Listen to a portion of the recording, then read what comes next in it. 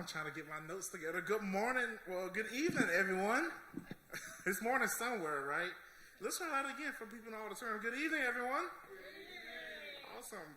Well, good today. Well, we're excited. Today is the last, unfortunately, but the final day of Miami Dade Works. Can we please give ourselves a round of applause?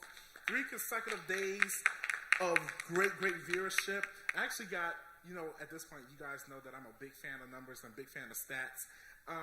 These past 2 days alone, we haven't counted today yet, and we've only counted the amount of people that tuned in at the time that we were going live and attended.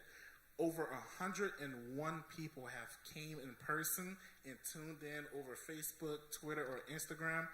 So this has been really awesome to see the attention that this is grabbing, and this is showing us one thing, that people are really excited to learn and get the information that comes to them, and all we got to do is put it forward. So I can't wait to see those numbers go up today. I want to get to 150, so go ahead and you take that number, you take this link and you share it to people, and let's get to 150, 200, and this is so great. It's been really informative. Day one, we had Mr. Richard McCall from the Pink Collective. He was teaching us as emerging business owners how to make our brand notable within the community with business marketing, with branding, and that has been really informative. Then we came back on day 2 this past Wednesday with Miss Angelique and Elisa from the Women's Council, and they taught us about financial literacy. And man, I need to get a better relationship with my money after watching that presentation. And then tonight, I believe we're going to learn the key piece to all of that, right? I said it last night, and I'll say it again. It's really important not only to have economic development brought into our system. Let me back up a little bit. For those who are tuning in tonight for the first time, my name is R.B. Nickerson. I'm the secretary of the Miami-Dade Black Affairs Advisory Board. And on the behalf of our chairman, Mr. Pierre Rutledge, and our vice chairwoman, Tisha McGee, we want to welcome you here to this program. As a member, this was one of the first programs that I brought to the board when I first started last year, June. It's been a whole year. Could you believe that? Last year, May, actually. Last year, May, I brought this program to the board, and it was approved unanimously because they knew the results that we would get, that we would get here tonight and these past couple of nights as well, too. So just to see the program working as great, I've been in a really good mood all this week, as you can tell. Just to see this program working the way it's working and people learning the way that they're learning is really great. And our mission as a board is to create programming and educational opportunities for the African American community within Miami-Dade County. And I'm just really proud to say that we've been doing just that these past 3 days with Miami-Dade Works. So that's what we've been doing these past 3 days. And then tonight, like I said before, it's one thing to bring these economic opportunities into our county, into our cities, into our neighborhoods, but then it's another thing to teach people how to capitalize with that. So imagine you use the business strategy, the business marketing strategies from Richard, and you start you a really successful business. And then you use the financial literacy skills that you learned last night to capitalize on that income, to capitalize on your personal income, and you set yourself up pretty nice financially, just for the good Lord to call you home and it goes to the state. And that is what we're going to talk about tonight. We're going to talk about passing on that wealth to our future generations, because quite frankly, and I'm going to be honest with you here tonight, people who don't look like us, who don't look like me, are teaching their kids and teaching their young people how to do that. And I think tonight we're going to change that narrative and we're going to start it. So I like to start off every night before I introduce our presenter with statistics about the current things that we're talking about, and then after the end of tonight, you're going to see how that goes between us. Between generations, Generation X, that's ages 41 to 54, owns 27.6% of the country's total wealth, while millennials, ages 25 to 40, possess only 5% of the nation's wealth. So that means within the next couple years, that 27% is going to be passed down to millennials. And we have to make sure that it doesn't get passed down to the state or to the IRS. Here's another statistic. Percentages of Americans who have wills by age groups. So in 2022, right now, 24% of people between the ages of 18 to 34 have wills. 27% of people between the ages of 35 to 54 have wills. And over 45% of people 55 and up have wills. And don't be fooled. Don't think wills are only for well-seasoned people. Something can happen to me, something can happen to you in perfectly good health right now, and that little bit of money that you got saved up goes to the state. Trust me, the state got enough money and they don't need ours. And I'm going to give you one more stat. I'm almost giving the presentation. Let me stop before I give it. This is percentage of Americans with a will by race. In 2022, Caucasian Americans, over 35 Caucasian Americans in general, 35% of Caucasian Americans have wills. We're followed up with that by African Americans, with 29% of African Americans have wills. And then we're followed up right behind that with 27% of Hispanic Americans that have wills. So you see there's a gap between that 35 to 29%. We need to close that gap. And I think with the tools and skills that we're going to learn tonight, it's going to be great. Tonight's presenter, she is a lawyer, and I was talking with her right before we went live, a former county judge, a former prosecutor with with Miami-Dade County, and she also worked for the attorney's office of Miami-Dade County. So if there's anyone I believe who is knowledgeable about the law, it is this presenter who's going to be here tonight, and she's going to give you the keys and the tools to success to plan your estate and plan your wealth to be succeeded to the next generation. Her name is Attorney Sherlon McWhorter. I got it? I got it. Yes, practice makes perfect. And she's going to be our presenter tonight. So please drop a bunch of hearts and likes in the comment, and let's give a round of applause to our presenter tonight as she comes up and presents.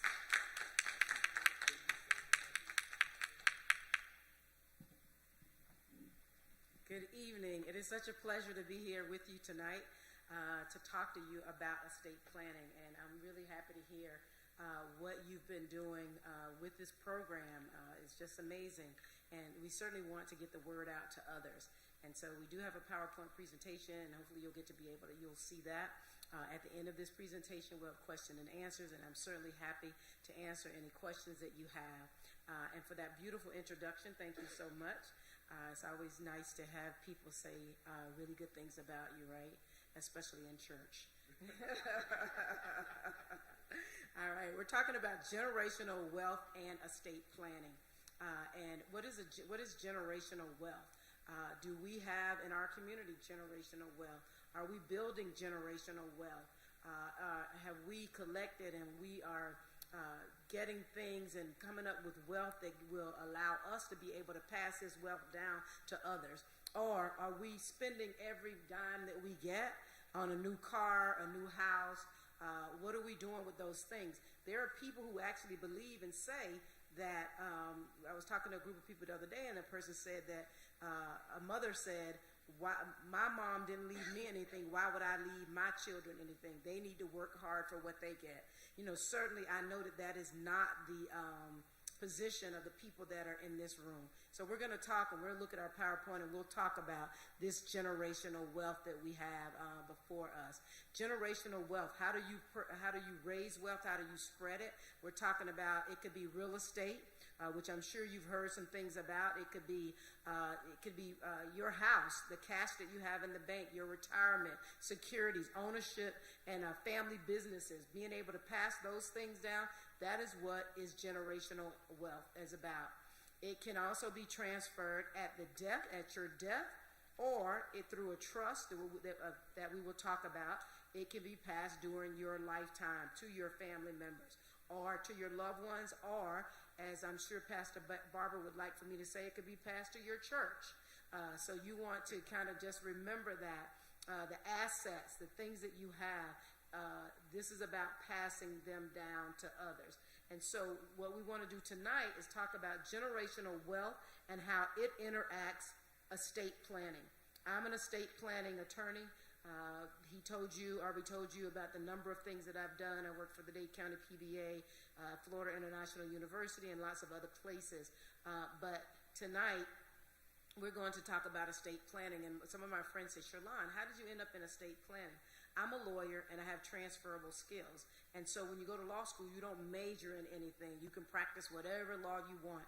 And the goal for me at this point in my life is to educate and empower persons like yourself so that you can make informed decisions about your lives and about your assets so that you can pass down this generational wealth that we're talking about.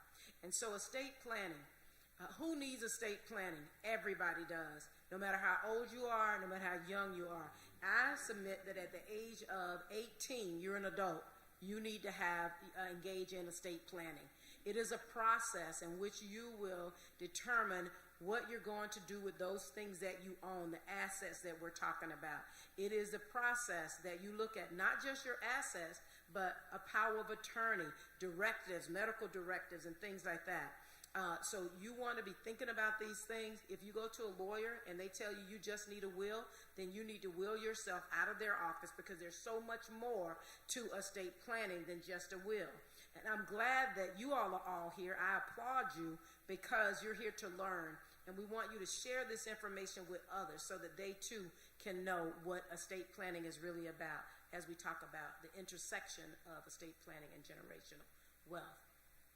So, as we move on through our PowerPoint, you will see the different things that make up an estate plan. Should you decide that you want to do estate planning, that's what it's all called. You see that middle circle there. It's about estate planning. That could be a will, that could be a trust, that could be a power of attorney, that could be a healthcare directive that will direct others and tell them what to do should I need and not be able to speak for myself. Right? Should I get in a car accident and I can't speak for myself? Should I have a stroke and can't speak for myself? Right? And it also includes trust and probate. And we'll talk about probate because that's on a lot of people's minds as well. So we will talk about that. And we'll go through each one of these things. And certainly, again, I'll give you an opportunity to ask any questions that you want to ask as we move forward. I know that you can change the slide, please. Wills is something that everybody's familiar with, but I want to take it a little bit further than that so that you will have a knowledge of these other things. My firm is McWhorter Law. My name is Sherlon McWhorter. It is McWhorter Law. We provide customized estate planning. And why do you have customized, Sherlon? Because I don't want you or be coming to me to tell me that your neighbor has this and my neighbor has that, so I want to get what my neighbor has. This is a personal thing.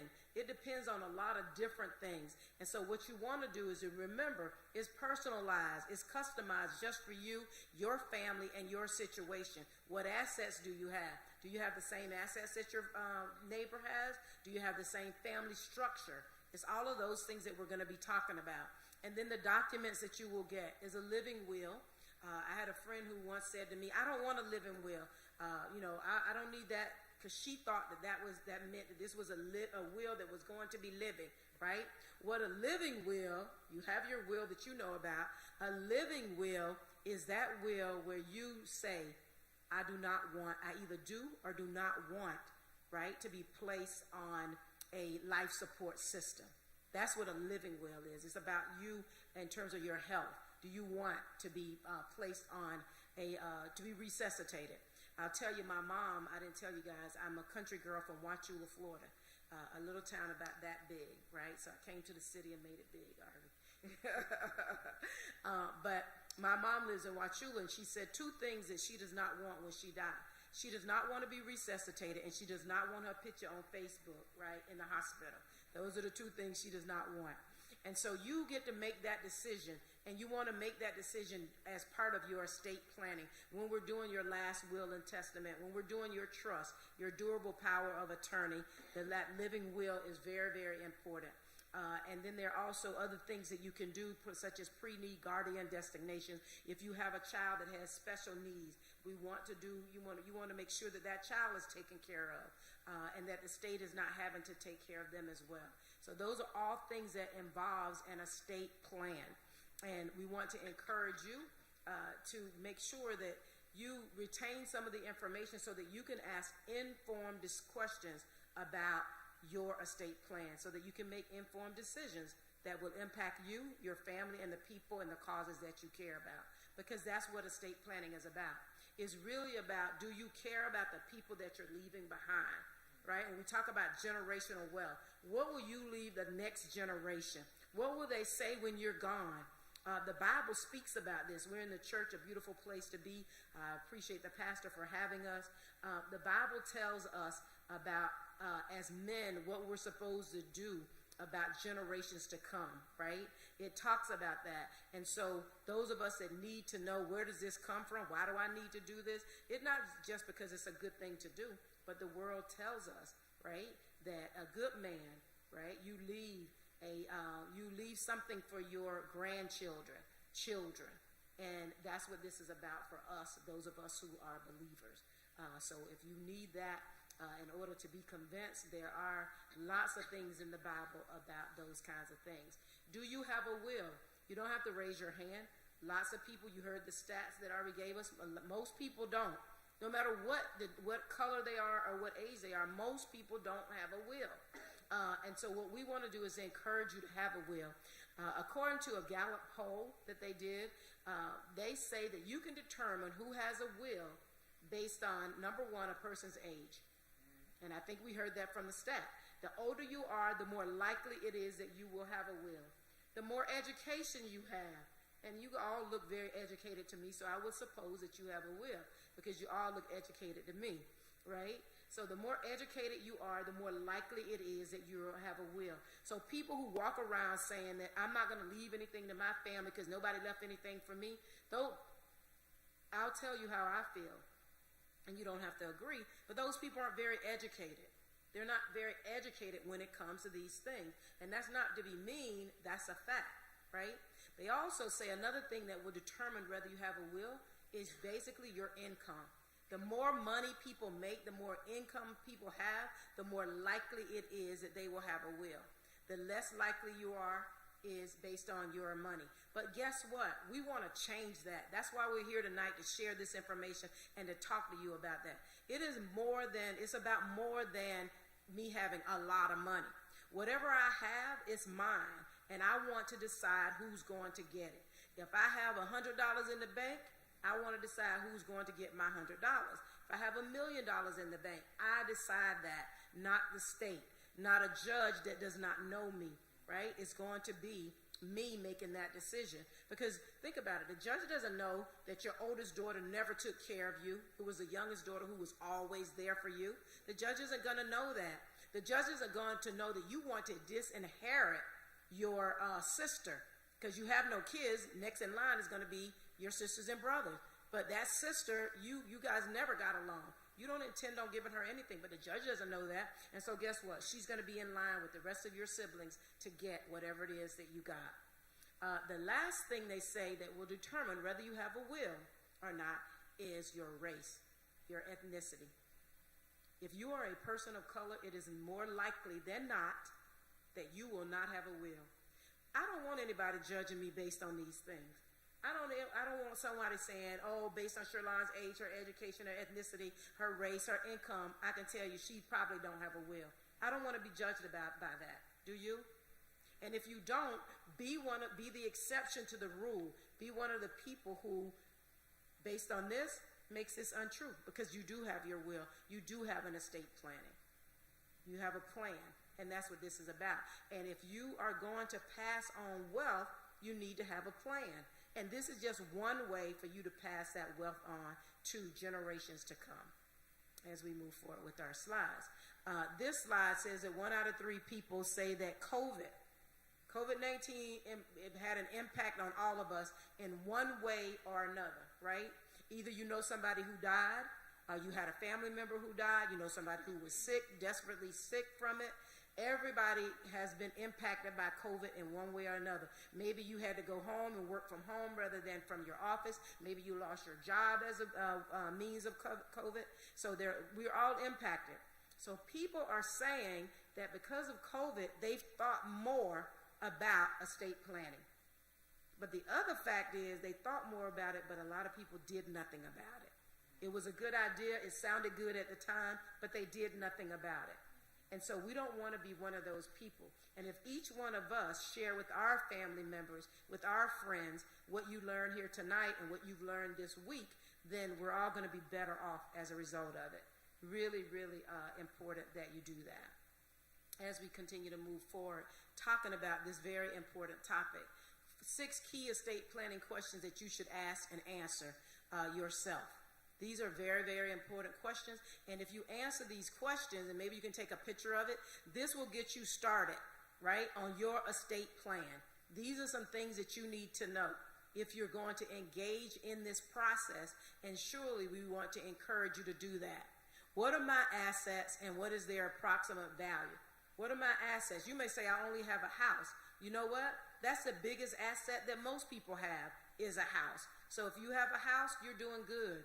If you have a bank account, if you have a retirement, you have an IRA, those are all assets. If you have paintings that are very important to you, that are costly, that's an asset. If you own a car, a boat, those are assets. So when you really look at it, most of us, if not all of us, have some sort of assets. So don't count yourself out. What people or organizations do I want to have these assets, right? If I leave tomorrow, who do I want to give them to? Remember, I had one client, she said, I'm going to be ruling from the grave. From the grave, I'm going to be telling them what to do with my stuff. And how do you do that? With the will, with the trust, by engaging in estate planning. Who should manage your affairs? We need to decide that. If you're going to have a will, if you're going to have a trust, we need to have a personal representative. And let me just share something with you. Your oldest son, you decide, oh, I want my oldest son, Harry, to be my personal representative because he's my favorite son and he's been there with me. Harry may or may not be able to be your personal representative. We call that person a PR. Why may Harry not be able to serve in that role, Retha? It may be because when he was at FAMU, not Bethune-Cookman, when he was at FAMU, he had a girlfriend. They had a very good relationship for the first 6 months. The 7th month, she accused him of being with somebody else. They got into a fight. He shoved her. She reported it to the police, and he ended up going to jail. And as they say on the street when I was a prosecutor, he caught a case, right? And he was convicted, and he was placed on probation, so now he has a record and a conviction on his record. And so he cannot serve in the state of Florida as a PR for anybody, under any circumstances, even though he's your favorite son, even though he's the more responsible one, he cannot serve. And it doesn't matter. I had a case, a woman said, Sherlon, I had a case, but it's been 30 years ago. The legislative didn't put a time limit on it, so you're not going to be able to serve. And until that's changed, your child will not be able to serve. You need to know that, because what happens when you put on your will, my PR is going to be my son, Harry. And then they submit it to the court, and the court says, no, Harry can't be it. And then now we're going to have to, the judge is going to decide. Again, and we're trying to take this out of the hands of strangers. People that don't know us, don't know our story, don't know our family, don't know the causes that we care about. Okay, so we're talking about managing those assets. Who should be responsible for taking care of my minor or dependent child if something should happen to me? That can go in your will. You need to be thinking about that. See, black people back in the day growing up in Wauchula, if you had a child and you died, Miss Mary down the street would raise your child with her children. They call her mama and everything would be fine. It wouldn't be a problem. There are kids in my neighborhood in Wauchula, like sometimes you're like, well, who was his mother? Because you already forgot, because he was raised by Miss Mary, right? Yeah. I see somebody now, she know what I'm talking about. Where you from? Yeah. I mean, that's what we did as black people, as people of color. We took care of our own. But that day, while we may still do it to a degree, that day is over, because when you get little Tommy at your house and you get ready to take him to school, they want his school records. They want to know what he's doing, where has he been, what school has he been to, where's his shots, and all of those things. And you can't provide any of that, and you don't have paperwork to show that you're the guardian, then it's likely that he will be taken into custody of the state until they decide. So you want to make sure. We're talking about generational wealth. Wealth isn't just about money. Wealth is bigger than just money and cars and things, right? So our wealth are our children. Our wealth are our families, our mothers, our fathers. And so that's why we're talking about these things. After I die, what do you want to happen to your remains? Do you want to be cremated? You want them to scatter it across the ocean, go to South Beach and scatter your ashes? Or are you like me? I told my mom and them, I want somebody to sit on the front row. I want y'all to be crying and say she was a good sister. She was a great lawyer. She was all that and a bag of chips right down the front row. Everybody. Yeah. And so if I don't tell anybody that, if that's not written, right, then who's going to know, right? Maybe they say, well, we don't have enough money, so we're just going to cremate her. I had a case where the family, the father had 2 sets of children, and those children were bumping heads big time. One said, my father wanted to be buried. The other one said, no, Dad told me he wanted to be cremated. And the undertaker told them, listen, it's been a month now. Y'all better come get your daddy. I cannot hold him any longer. Because that's what happens. It ties up things in court proceedings and different things like that if you don't make the decisions now to pass on this wealth so that we will know. So it's very important for you to do these things, but not only do them. What happens with us a lot of times, we will have a will. We have the trust. We have all these things, but we don't share it with our family members. Why don't we do that? Why do you think we fail to share what it is, the decisions that we've made? What do you think? What do you think? Trust. We don't trust people. What are other reasons? Why don't we tell people? We don't want to face the facts, the real issues, right? Harry, I'm not giving you anything, and I don't want to have to tell you that. I want you to find that out when I die. But all you did is just create a mess, chaos, right? Because there's going to be fighting. Because Harry going to say, matter of fact, if Sherlon's name on there, it's because she influenced Mama and made Mama put that on there, right? And so he gets a lawyer, and we may end up in court fighting this. That's not what you want. So you need to make the hard decisions. That's why you're the mother. That's why you're the father. That's why it's your will. You get to determine where and how your assets are going to be divided. And so what you want to do is to make sure that you're sharing it with your family and tell them why. I met with a lady today, and she had 50% of her house to go to two kids to divide that 50%. Another 3 of them are going to get 25% of a piece. And I said, well, why did you do that? And she said, well, because he already has a house, and he has a house, and he has a house. They don't have a house, so I'm giving them more. That makes perfectly good sense, right? And if your child can't understand that, too bad for them. But you should be willing to share that information. And if you share the information, then you're less likely to have one child saying, Mama told me this, and another one saying, Mama told me that, right? When we're trying to figure out how to pass this generational wealth forward. So that's why you want to have these conversations. I always encourage my clients to do a legacy letter. What is a legacy letter? A letter, that's a letter that you do to your children, to your loved ones, where you tell them, where basically you're telling them goodbye. You're telling them that you love them. You're telling them, you may even talk about some funny things that y'all have done together, vacations you've gone on, and then, to sweeten it up, and then you go get down to who you giving what, right? And why you're doing what you're doing. And you tell them how you have full confidence in them, that they are going to do what you've asked them to do, because that's what they've always done. And that's what you expect of them now that you're going to be leaving them, right? Hard letter to write. Some people don't want to think about death. That's why they don't do this planning. They don't want to think about it. But it's going to happen, whether you like it or not. And before we kind of wrap up and go to the questions, I want to talk to you about the power of attorney, a POA. A power of attorney is a document that I think that everybody should have. Even if you don't have a will, you need a power of attorney. If you go out there tomorrow and get hit by a car, you become incapacitated, you can't talk for yourself, who's going to pay your bills? Who's going to sign a check to make sure you have your house when you get ready to come back home?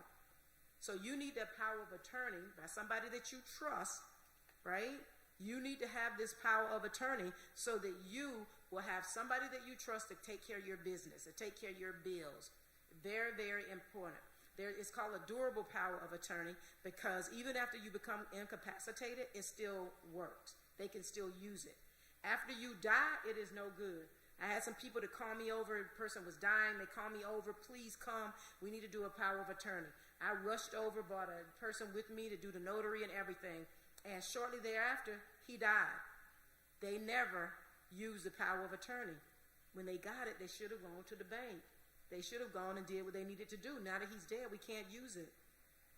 You cannot use it any longer. So it's no good after they die. So a girl called me the other day. Her mom's in the hospital, and she can't really talk anymore. So how is she going to sign a power of attorney? Don't wait. What you do is, if you don't want to give it to anybody, let's complete it now. And let's go put it in a safe somewhere. Put it up. You don't have to give it to anybody now. You can keep it, but make sure that it's available. If your child, I was talking earlier about going off to FAMU, if you're 18 years old, older, if they get in a car accident, they have their little accounts, right? And some of them have big accounts, okay? They need a power of an attorney. Absolutely. And the healthcare forms that we're going to talk about, that child, if your child get in an accident while in school, you don't have a right to their records. They're an adult. The doctor may or may not choose to speak to you without the document. And when you go to the hospital, a lot of times they're asking you if you have these documents. So you need to make sure that you have them. We'll go to the next slide, please. Very, very important when you're talking about your assets, when you're talking about being incapacitated and things like that. Okay? Really, really important. We'll go to the next slide. We talked about wills. We talked about that. You know about wills. The key thing with a will is you go and you do your will and you think you're done. No, you're not done, because life changes. And if life changes, so should your will. You got a divorce, right? But you got your ex-wife's name on there. When you die, guess who's going to get your stuff? Your ex-wife. Yeah, right. I'll tell you a story. Don't tell anybody I told you the story, but there's a correctional officer who was married to this woman, and he was cheating on his wife. He ended up divorcing her, and he married another woman, right? And, they were doing really well. Everything was fine. They were loving each other, and they were having a great time. The wife was over there miserable because she thought he should have still been with her. At some point, he was on a treadmill working out, right? And he had a heart attack. And guess who got all his stuff?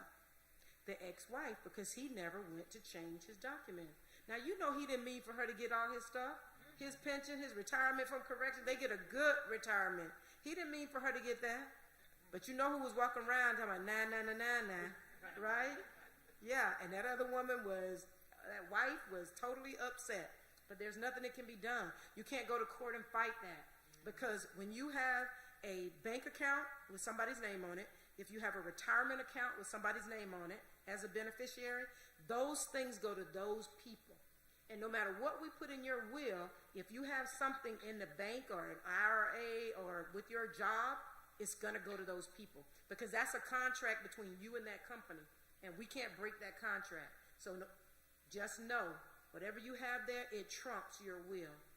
So what I would say to you tonight, those of you who are out there listening on Facebook, Twitter, and those of you in the building, if you do nothing else, if you don't call me or another lawyer, tomorrow, reach out to your bank, reach out to your HR department, and make sure that your documents say what you want them to say.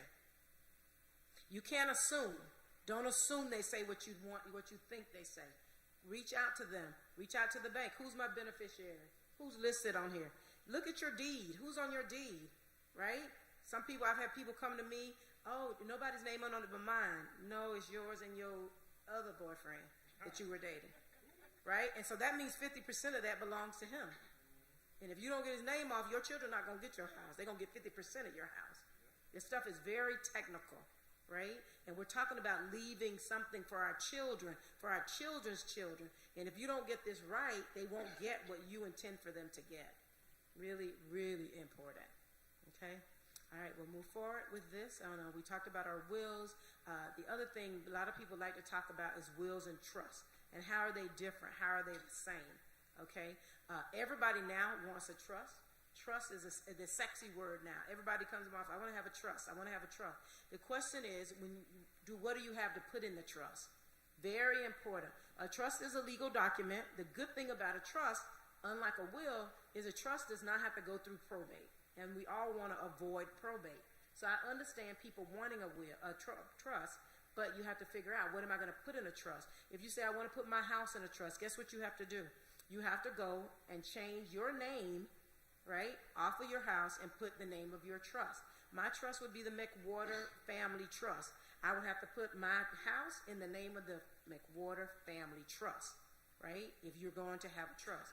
And so if you go and you come to my office and you get a trust, but you never change the name of anything, you don't really have a trust. You just have a piece of paper that you paid me for. So you want to make sure that if you're going to put things in a trust, that you do that. Again, if you put that bank account, you say, oh, I want this to be in my trust, but you don't go and change the name on the bank account to the trust name, guess what? Whoever's on that trust account, on that bank account, is going to get your belongings. Again, we're talking about the differences and talking about what you need to do. The key differences: a trust is private. It doesn't go through probate. It doesn't go through the court, so nobody's going to see it, right? Your will, that's not private. That goes, you can go to the courthouse and you can see different things that are listed there. A trust costs a whole lot more money than a probate, than a will, because there's lots more work to do, as you can imagine. A will does not become effective until you die. A trust, if you get a revocable trust, meaning you could revoke it if you choose to, that is your trust. If you want to take something out of that trust, you can. If you want to change the name of who you're giving something to, you can. There's also an irrevocable trust that most people of meager means do not get. That's most people that are really rich and don't need their money. You put your money in a revocable trust, you can't get it out, right? If it's irrevocable, you cannot get that money out. So most people do a revocable trust. Very important that you understand those differences, okay? As we move on. So these are things that you want to talk to your lawyer about should you go and decide that you want to do these things. Talk to them about, well, I think I want to trust, but a will may be more appropriate. I'm not sure. Because the more you know, the more you equip yourself, the better off you're going to be. And the better that lawyer is going to engage you, because they now realize that you know what it is that you want, okay? So very important to know those differences and to share that with the people that you're working with, okay? Next slide, please. So again, I'm going to ask if this, at this point, I think we can, if there are any questions, and as we're moving to the next slide, if there are questions that you have, I'm happy to answer them. Anybody have any questions over anything that I've gone over so far?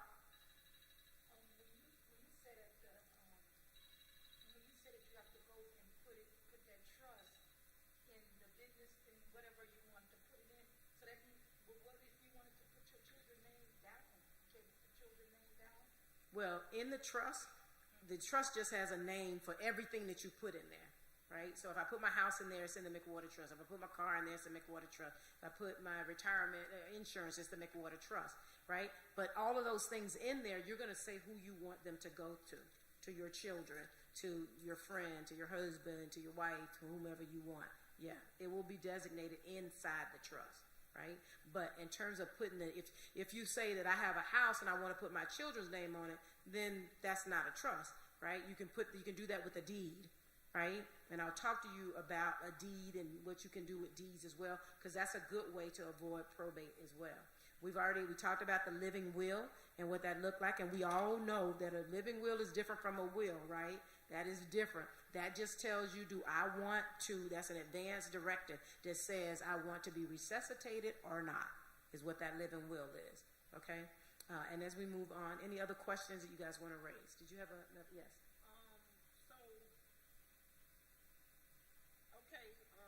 So if you already have, like you were talking about the deed, if you already have your children's name on the deed, that keeps it from going to probate, right? If you have a deed, that will prevent you from having to go to probate.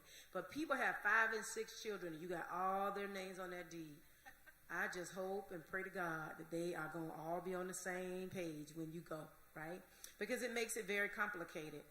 It is a good way to avoid probate, but it does complicate things. If any one of them want to sell that house, everybody's going to have to sell, right? And what they can do is, say I don't want to sell the house. I can buy them out, right? I can buy them out, but I'm going to have to buy them out. There's a deed that's called a ladybird deed, which is a very good deed that lots of people have just beginning to learn about. And that ladybird deed gives you a life estate in your house. I'm going to get a life estate is mine for the rest of my life until I pass away. We're talking about passing generational wealth, and how do you pass it? A ladybird deed is one way to do that.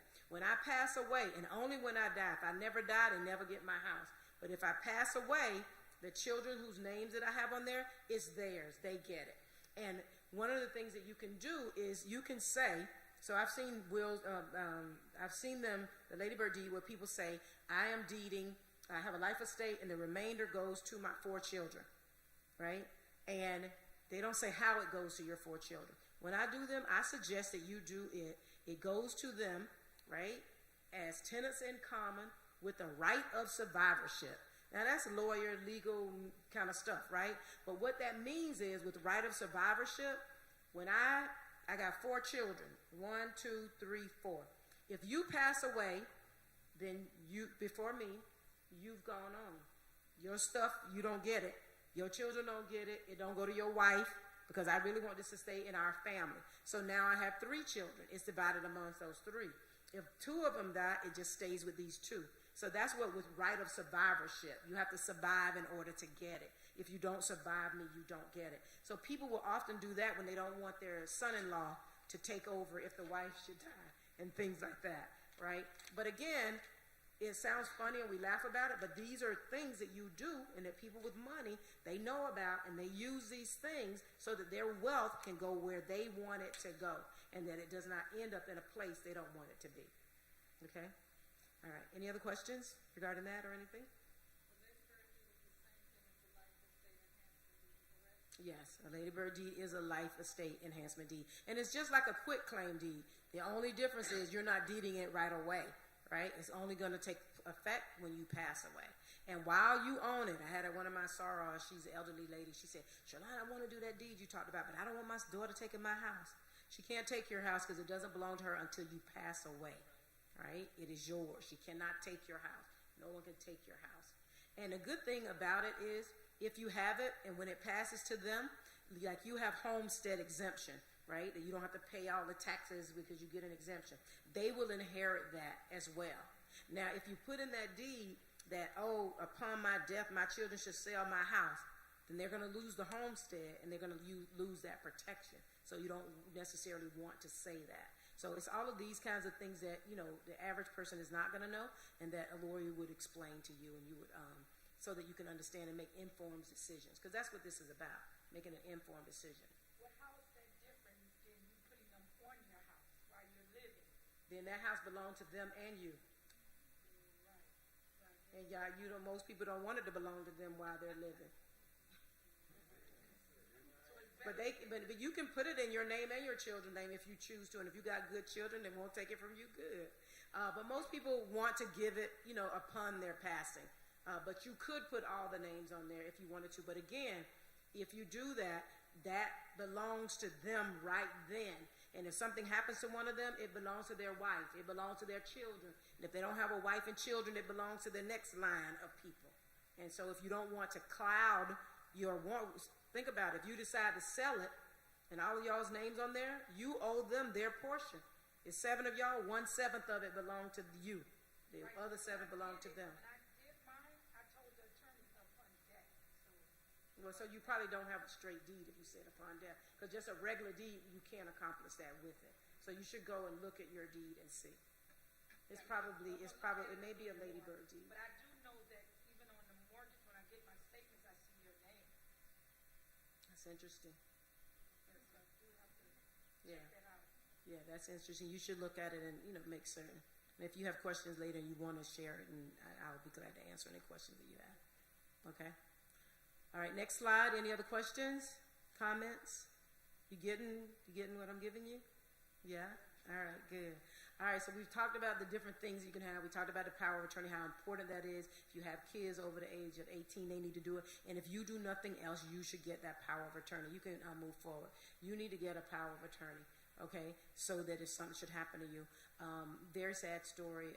Not long ago, I had an aunt who was visiting me, and I asked her about doing some work, and she said she didn't want to do it right then, and she gave me different excuses about why, and I told her it wasn't going to cost her anything because she was my aunt, and it wouldn't cost her anything, and she never got it done, and now she's in the hospital, and I'm asking for your prayers for her.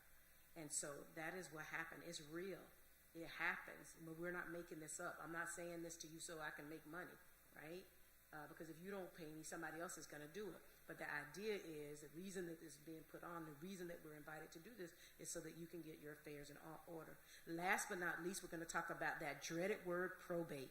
Nobody likes probate except for probate lawyers. because they're the ones who benefit, right? And all the things that we've talked about so far, other than that will, we're trying to do these things to prevent you from having to go, your family from having to go to probate. Probate can be very expensive. In probate, we're going to be looking at those things that are non-probate. When you go tomorrow and look at your bank account, if you have a beneficiary on there, guess what? It's not going to go to probate no matter what. As long as you have another person's name on there, that's going to rule. It's not going to probate. If you have your things at your work, at HR, you have somebody's name on there, it's never going to probate. You have an insurance policy with somebody's name on there, it's never going to probate. If you forget to put names, if you take names off and don't replace them, it's going to probate. So that's the non-probate pot. Those things that are in there, they're not going to go before a judge under any circumstances. Okay? And then there is a probate pot that we'll go to next on the next slide. Really important, and this is where you're trying to you want to make sure that you put your things in the right pot. You had a probate pot and a non-probate pot. You want to make sure that you don't have things that are going to go in this probate pot. Okay?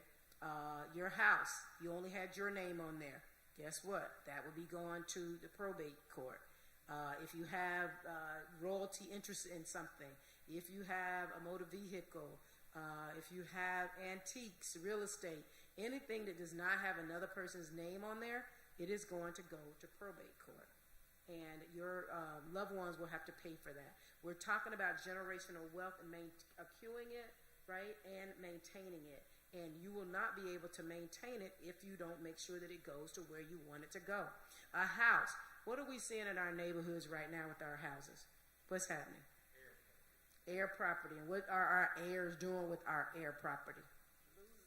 Losing it, selling it, giving it away.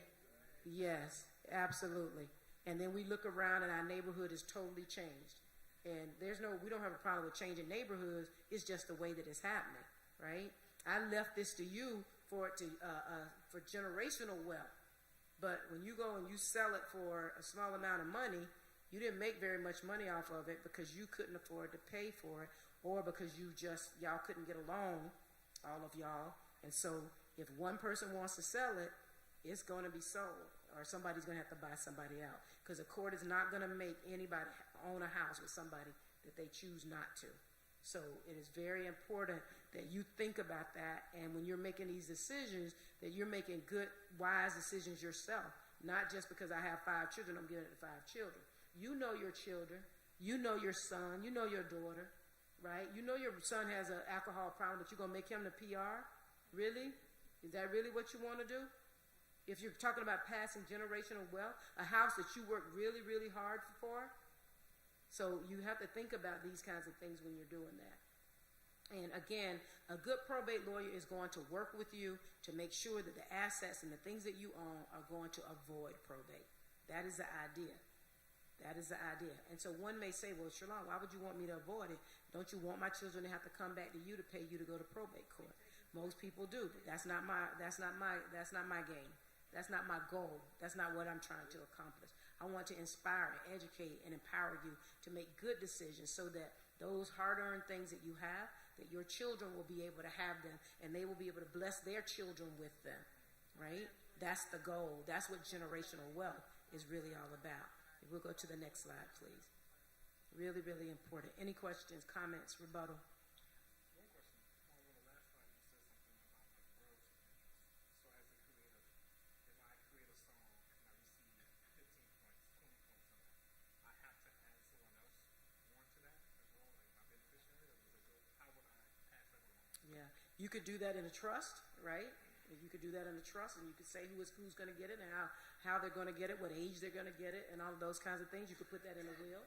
A will is always going to go to probate, though. You should know that. You could put that in a will, or you could actually have a contract, and in that contract you could say, if something happened to me, who this should go to. Yeah, absolutely. Yes.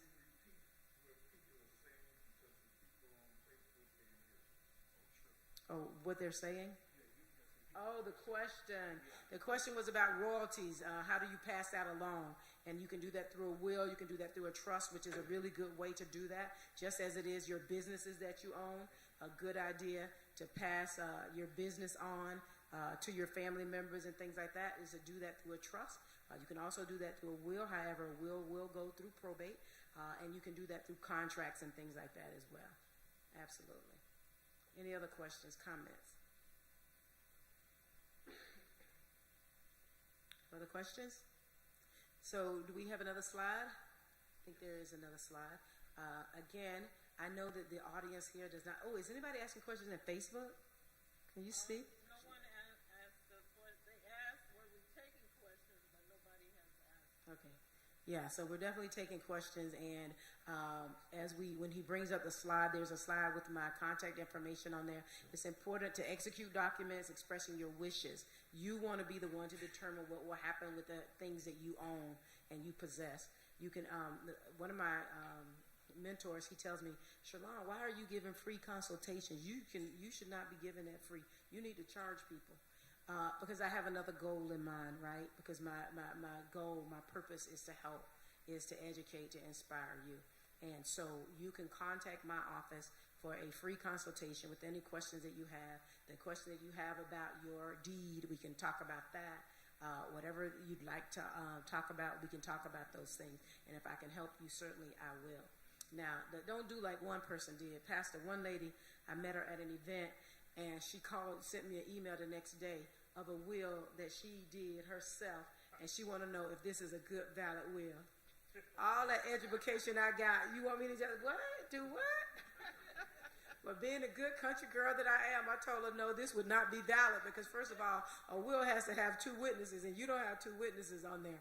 And so when those of you smart people, because I know a lot of educated people out there, especially on Facebook, educated people, you're going to go online and you're going to find a will and you're going to do your own.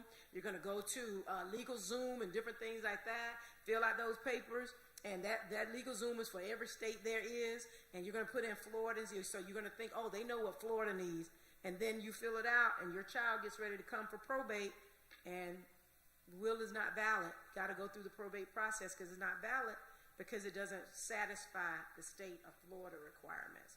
So we're talking about passing on wealth. And in order to do it, you have to do it right. Next slide, please. It is very important that you cross your T's, dot your I's in order to get this right. So it's not something that you can just do yourself and think that, oh, this is fine. You need to have someone at least go over it, look at it, and make sure that you've done the things that you should do so that you can accomplish what you set out to accomplish. You will be gone. Estate planning, generational wealth is not for you. It's for the people that you say that you love. It's for the causes that you care about, right? Whether you leave it to your sorority, your fraternity, you leave it to Black Archives, you leave it to whoever, wherever. In order to do that, you have to do it right in order for it to get to the right place. Really, really important. That's my story. I'm sticking with it. And if you have any other questions, I'm glad to answer them. You have 4 minutes. Any questions, comments, or rebuttal? I did that well? Y'all had no questions? Was that good? Thank you.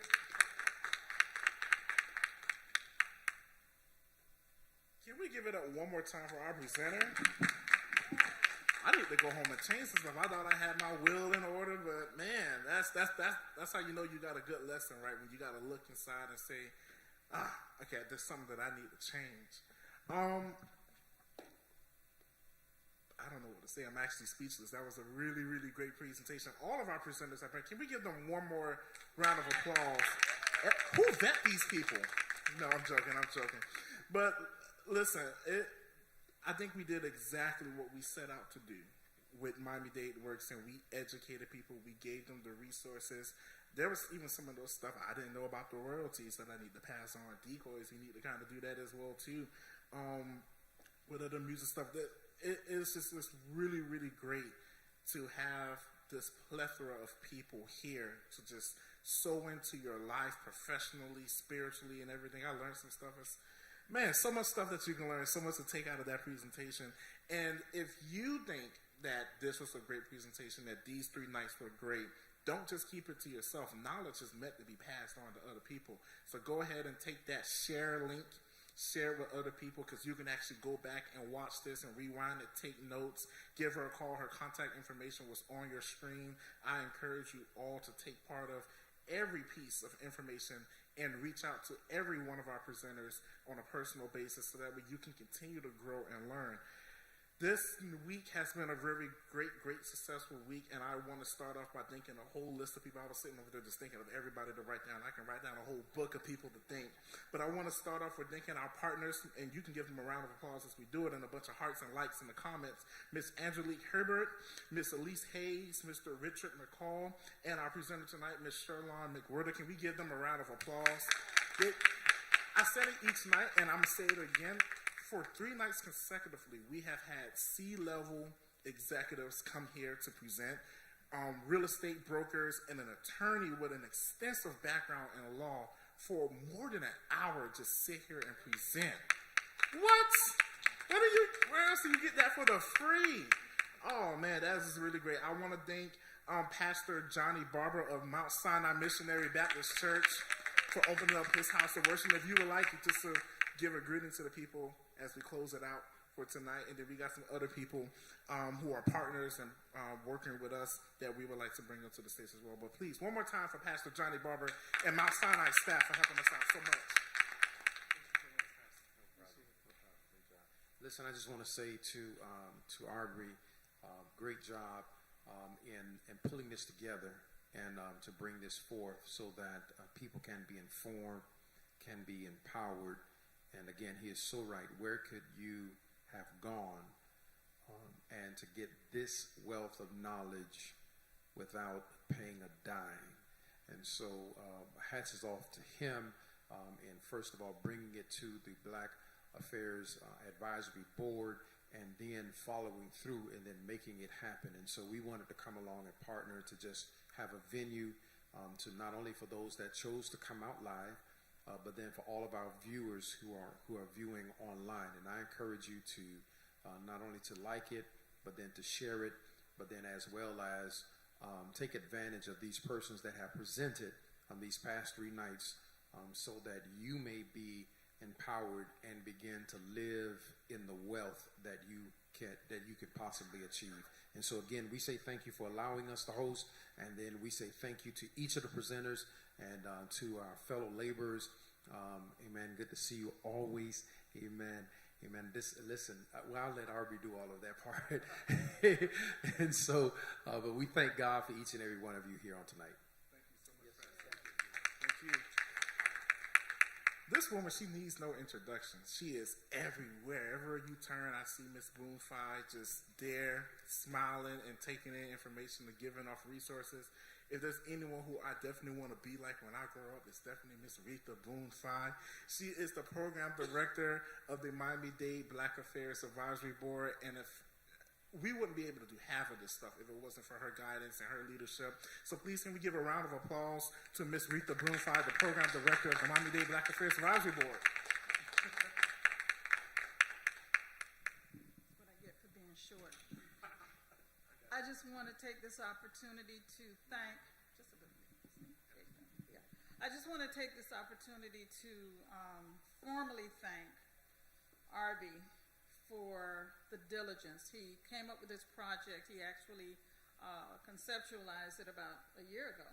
And he said, I'd like to do something in the community. We hold something called Village Dialogues, and this is part of that whole process with the Black Affairs Advisory Board.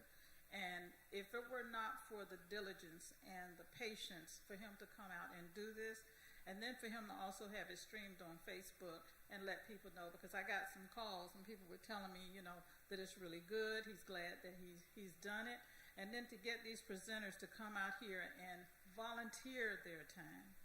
It is not something that they could be, I went to a workshop today, and one of the things that they said was that people who give free information from the heart are the ones who benefit most. Because at some point, I will be calling you, and I'll be calling some of the other people. So I want to thank our board on behalf of our chair, Pierre Rutledge, and again, vice chair, and our secretary, who is the youngest member of our board, and so far the most energetic. And before I go, I just want to include some information in reference to our Black World Guide. I know that some people are familiar with it and other people aren't. I had a few copies of them. And what I want you to do is we'll make sure that you are able to present your business, because we're in the process of updating it for 2022 to 2024. And if you'd like to be included, whether it's a business, a social organization, anything of that nature, just put it in the chat. We will get back to you and send you the form so that you can be included in it. Again, thank you on behalf of the board. Thank you, Pastor Barbara, for your hosting this event. I know that there was some difficulty finding a venue, but this is perfect, because where else but in the house of God do you give the kind of blessings that we have been given? Thank you so much. And we're going to close it out. I feel like a true Baptist preacher. This is like my third closing. Oh, man. No, but it's really been a true blessing to me, because personally in my own professional career, it's people like Ms. Sherlon, people like Richard, who've invested directly into me, and to be able to give that opportunity to hundreds of people like yourselves, it's truly nothing but a blessing. And there's some other people that I want to thank as well too. Mr. Jeremiah Colley, my photographer, legislative assistant. No, I'm joking, but he introduces himself as a lot, and he's been with us for every single day, every single board meeting, getting this passed and making sure that this program has went along. And I want to thank my colleagues on the board, Chairman Rutledge, Vice Chairwoman McGee, and every board member in their respective places for voting in favor of this and allowing me to have the space and allowing us to do the work that we've done tonight. And hopefully we can continue this thing and moving it forward. And then most importantly, we wouldn't be able to do any of this without every last one of you coming out for the past 3 nights in a row. Please give yourselves a round of applause and a like and a comment in the comment section, because you were eager to learn and you were eager to get these resources, and not just for yourself, but pass it along to people. So I am actually going to close out on this note and just say thank you, thank you, thank you. And don't let this be the one and only interaction you have with this board. Follow us on Facebook and Instagram. We'll share that information with you later. And we look forward to seeing you again as we continue Miami-Dade Works. Thank you. God bless you all, and God bless the greatest county in this state, Miami-Dade County. Thank you all.